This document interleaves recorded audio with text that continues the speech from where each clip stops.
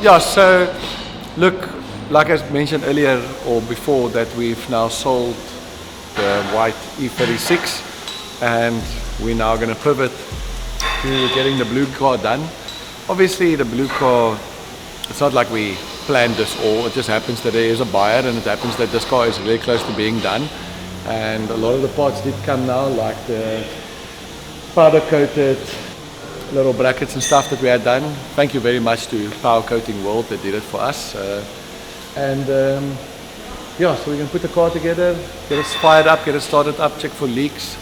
Obviously do set up, bolt and nut check, and we'll run it on the dyno a bit, and then we're going to go do some shakedown laps. Obviously the car needs to be branded still, and then the scary business of trying to go fast with it will start happening. I do know you have a goal for the car. What is the goal? Yeah, so I actually find it quite tiring to compete in championships long term and feeling the urge or the pressure to be there for every single race meeting. So I don't know if I'll do every single race meeting with this car. Obviously I want to, again, like always, get people excited next to the racetrack, you know, like, wow, look at a turbo car putting down black lines, whatever, coming out the corner. You know, that is a big part of the goal. This is the kind of car I would love to see being ridden as hard as possible. You know, that's the stuff that makes it exciting for me. Obviously, it would be incredibly nice to break a 1 minute 10. The car's done 10s, which is incredible. I mean, it's so mind-blowing to me that a car like this has done something like that. But yeah, to do a 9 would be. I mean, that's sort of the end of the car story. I feel if the car does a 9, I might as well park it in my living room and, you know, that's that, and find a different chassis platform. I grew up in the back of an E36, firstly an Alpha and then an E36, but you know, I feel like my heart is moving more towards these sports prototypes. Not that I think I can afford one, but it would be incredible to own one of these sports prototypes and turbocharge it or do something silly with it and potentially make a run for the lap record at Killarney one day. But yeah, that's where we're at. Look, I love this car. The guys over the years have put a lot of effort and time into this car, and it's been we've learned a lot of stuff through this car, what engines can do and playing with fuels and management. And so short-term plans is to get the car back on the track. Slightly long-term plans is to break a 9, maybe try and do it officially, like in qualifying or in a race. But after that, I think we're running out of scope with this car. We will ultimately look to the future for something else. You know, obviously we like to bring it out for the crowd and the people. People are always asking about the car, but I think, you know, in 3 years' time, 2 years' time, there will be something else.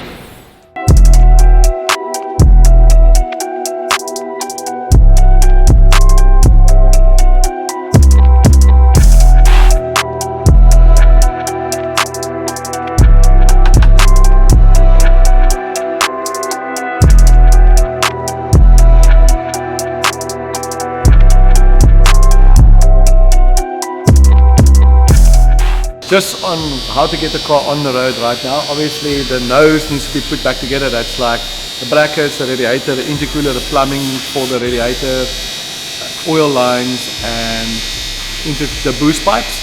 Then the bumper, the splitter must go on, corner weight and wheel alignment, final bolt and nut check, probably bleed the brakes and run it and a little bit on the dyno as 1 or 2 things have changed on the power. And we also done the bearings on the engine, so just get stuff going and then we'll hit the track. So theoretically, maybe next week, Wednesday, the car will hit the track.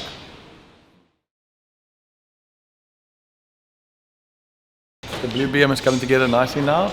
We're going to swing for oil pressure just now because when we had the accident we changed the bearings, so we haven't actually got that far.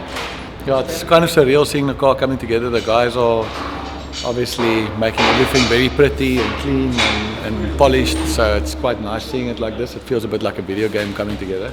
You know, I always get excited about cars, but this is my one, so it's kind of a little bit special. But yeah, it's going to be cool to hear it for a change, and it should just fire straight up. It shouldn't be any complications. But who knows, when a car stood for, I don't know, 10 months, maybe the fuel pumps won't turn and maybe there's a wire corroded, or who knows. Hopefully it just fires up.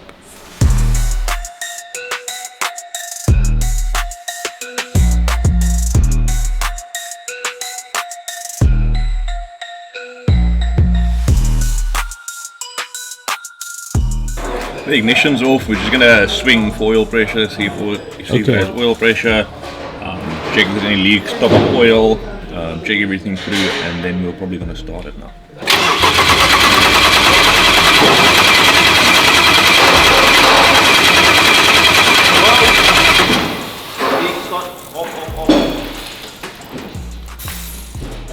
That injector's popped out there, or skew or something. Which one? One of the injectors is leaking by the rail. You can actually see it there. Go again. Go again. Pop. Just fix it. Ja, die boonste injector op die rail lek. Of een van die O-rings dalk gekrash of wat. We'll see now. Now we take it off and see what's wrong. It looks like an O-ring.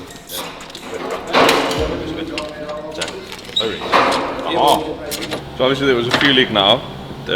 Quite a common thing. Obviously you have 6 injectors, O-ring on top and bottom, and you try and line it up, and then sometimes you get it a bit skew and you pinch it down and you actually nick the O-ring. So obviously there's a bit nicked away. It's obviously when the place where it seats, just pinch it a bit and it takes a bit away and that leaks it. That's why when you put these in you have to be very careful, put a little bit of rubber grease around it so it can slide in very easily. But that was a leak, so just popping a new O-ring on and then it'll be sorted.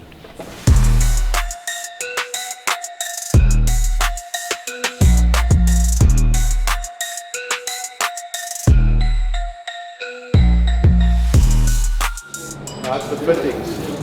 Anyway, this is how it goes. People think it just fires up. Now that there's fuel pressure, we find all the fuel leaks, and when there's oil pressure, there will be oil leaks, and we carry on.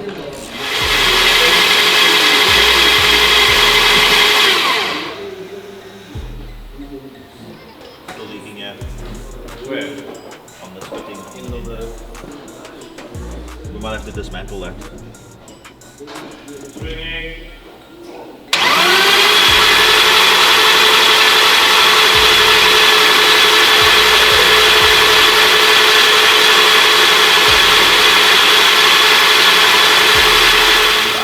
Gaan die pompen aan? Ja. The throttle body isn't plugged in, it won't start.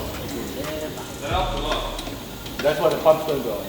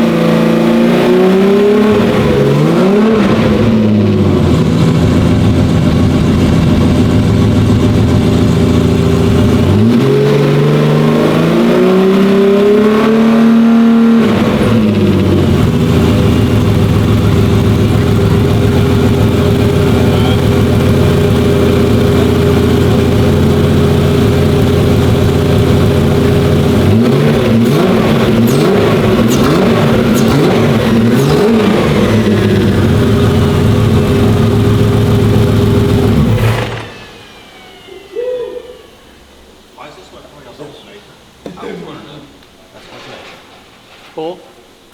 That's fine. Caleb. It smells very... No, I didn't do that. Sorry, Paul. Die alternator rook is verskriklik koud. No, but Die alternator rook. Kan het ruik. Smell it now. Charging the battery. Okay. Kijk, jij weet het is een pap nog. It smells very electrically. yes. Electrically. Oh, what is it?